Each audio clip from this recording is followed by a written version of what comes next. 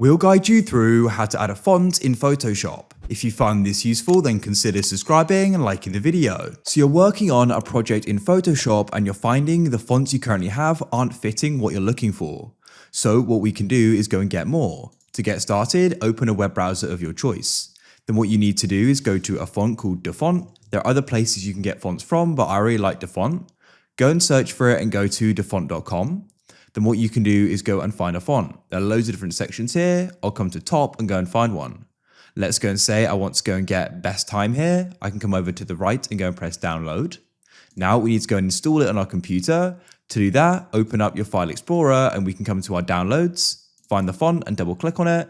You're going to have the font files. If there are multiple, we can click on them and press install on each one. Now it's gone and been installed. We can come and return to Photoshop. I'll go and select the text and choose the font in the top left.